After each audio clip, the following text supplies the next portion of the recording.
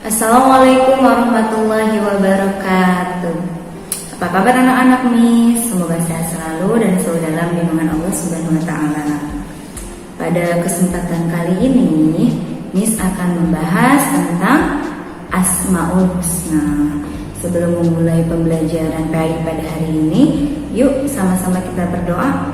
Praying rule: up hands and down hands. Pray before we study, let's pray together. Bismillahirrahmanirrahim. Rabbi zidni ilman nafi'a warzuqni fahma. Ya Allah, please give me your blessing of knowledge and understanding. Amin. Pembelajaran PAI kali ini kita akan membahas tentang Asmaul Husna. Sebelumnya, masih ingat apa sih Asmaul Husna itu? Asmaul Husna adalah nama-nama Allah yang baik dan indah. Jadi Asmaul Husna itu nama-nama yang baik dan indah yang hanya dimiliki oleh Allah Subhanahu wa ta'ala. Ada yang masih ingat berapa jumlahnya? Jumlah Asmaul Husna yang diajarkan Allah dan Rasulnya berjumlah 99 Asmaul Husna. Namun pada kesempatan kali ini kita akan membahas 5 Asmaul Husna. Oke, berikut yang akan kita bahas. Yang pertama adalah Al-Muhyi Al-Mumit, yang artinya Allah Maha menghidupkan dan Maha mematikan. Selanjutnya Al-Hayyu Al-Qayyum, Maha hidup dan Maha mengurus. Dan yang terakhir adalah Al-Ahad, artinya Maha Esa. Nanti kelima Asmaul Husna ini akan kita bahas satu persatu. Yang pertama adalah Al-Muhyi Al-Mumit. Al-Muhyi artinya Allah Maha menghidupkan. Al-Mumit kebalikan dari hidup, berarti Allah Maha mematikan.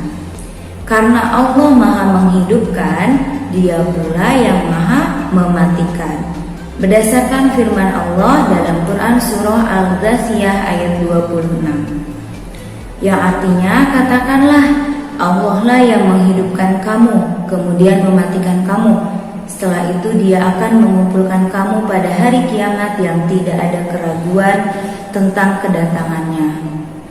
Jadi Allah menciptakan manusia lalu mematikannya. Setiap makhluk hidup pasti akan merasakan kematian. Setiap makhluk yang Allah berikan kehidupan, pasti Allah akan memberikan kematian untuk dirinya. Oke, berhubungan dengan Allah Maha menghidupkan dan Maha mematikan, kita akan sedikit membahas tentang kehidupan dan kematian hati. Perhatikan kisah di bawah ini. Ketika azan maghrib berkumandang, sekelompok pemuda sedang mengobrol di teras rumah. Mereka tetap asik bercanda, mengobrol sambil bermain gitar. Selain mereka, banyak pula beberapa remaja berangkat ke masjid dengan memakai kain sarung, baju koko, dan peci. Nah, apa yang membedakan mereka? Betul sekali, hati yang mati dan hati yang hidup. Sekelompok remaja yang sedang mengobrol di teras rumah dan bermain gitar termasuk golongan kepada orang-orang yang hatinya telah mati. Nah, sedangkan sekelompok remaja yang bersiap untuk pergi ke masjid adalah sekelompok orang yang hatinya hidup. Oke, bagaimana sih cara menghidupkan hati? Yang pertama, bersahabatlah dengan orang-orang soleh dan rajinlah beribadah seperti mereka. Dan yang kedua, rajin belajar ilmu agama.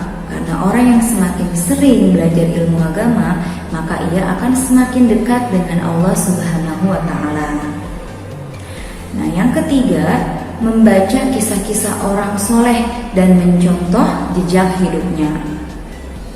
Semoga kita termasuk ke dalam golongan orang-orang yang hatinya hidup. Oke. Selanjutnya adalah Al-Hayyu Al-Qayyum. Al-Hayyu artinya Allah Maha Hidup. Hidupnya tidak ada permulaan dan akan tetap hidup kekal untuk selama-lamanya. Berdasarkan firman Allah dalam Quran Surah Ar-Rahman ayat 26-27. Semua yang ada di bumi itu akan binasa dan tetap kekal zat Tuhanmu yang mempunyai kebesaran dan kemuliaan. Adapun Al-Qayyum artinya Allah Maha mengurus makhluknya, menjaganya, dan memberikan apa yang dibutuhkan oleh makhluknya. Berdasarkan firman Allah dalam Quran Surah Al-Baqarah ayat 225, yang artinya Allah tidak ada Tuhan melainkan Dia yang hidup kekal lagi terus-menerus mengurus makhluknya, tidak mengantuk dan tidak tidur. Segala sesuatu Allah lah yang mengatur dan mengurusnya, termasuk Allah mengurus alam semesta. Ada yang tahu berapa jumlah bintang yang ada di langit? Pasti tidak akan terhitung kan? Jumlah bintang di langit tidak bisa kita hitung. Hanya Allah lah yang tahu berapa jumlahnya. Kalian tahu tata surya? Planet-planet yang ada di luar angkasa. Mengapa mereka tidak bertabrakan ya? Mengapa mereka berjalan sesuai dengan orbitnya? Karena yang mengendalikan planet itu Allah Subhanahu wa Ta'ala yang Maha Hidup dan Maha Mengurus. Oke, dan yang terakhir adalah Al-Ahadu. Al-Ahadu artinya Allah Maha Esa atau Tunggal. Nama Allah yang mulia ini mengajarkan ketauhidan yang murni kepada Allah Subhanahu wa Ta'ala. Allah itu Esa, artinya tidak terbilang dan tidak memiliki sifat-sifat fisik seperti manusia. Oke, Al-Haddu atau Allah Maha Esa terdapat ke dalam 3 bagian. Yang pertama, Esa dalam zatnya. Karena Allah bukan badan yang terdiri dari susunan anggota tubuh seperti makhluk yang Ia ciptakan. Jadi Allah tidak memiliki badan yang dapat kita gambarkan seperti manusia atau makhluk hidup yang lainnya. Dan yang kedua, Esa dalam sifatnya. Jadi karena tidak ada satu makhluknya yang memiliki sifat yang sama dengan sifat Allah. Tidak ada manusia yang mempunyai sifat yang sama dengan sifat Allah.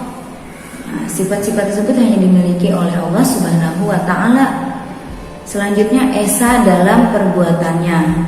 Tidak ada satupun yang memiliki pekerjaan yang sama dengan pekerjaan Allah. Contohnya menciptakan manusia. Apakah manusia bisa menciptakan manusia yang lainnya? Tentu tidak kan? Hanya Allah yang bisa menciptakan manusia. Nah, Esa dalam perbuatannya terdapat dalam Quran Surah Al-Ikhlas ayat 1-4 yang artinya, katakanlah dialah Allah Tuhan yang Maha Esa. Allah adalah yang bergantung kepadanya segala sesuatu. Dia tidak melahirkan dan tidak dilahirkan. Tidak ada seorang pun yang setara dengan Dia. Jadi Allah itu adalah tempat bergantungnya segala sesuatu. Itu dibahas dalam Quran Surah Al-Ikhlas ayat 1-4. Oke. Apa buktinya kalau Allah itu Maha Esa? Bukti bahwa Allah Maha Esa adalah jika Allah tidak bersifat Esa, maka yang terjadi akan muncul lebih dari satu Tuhan. Jika ada lebih dari satu Tuhan, maka yang akan terjadi pertikaian antar satu Tuhan dengan Tuhan yang lainnya, yang dapat menyebabkan manusia dan makhluk hidup lainnya tidak hidup tentram dan aman. Berdasarkan firman Allah dalam Quran Surah Al-Anbiya ayat 22, sekiranya di langit dan di bumi ada Tuhan-Tuhan selain Allah, tentulah keduanya itu telah rusak binasa. Nah, maka dari itu Allah bersifat Esa, tidak ada Tuhan selain Dia. Oke, cukup pembelajaran PAI pada hari ini. Semoga ilmu yang disampaikan bermanfaat ya. Tetap jaga kesehatan, tetap semangat. Terima kasih. Assalamualaikum warahmatullahi wabarakatuh.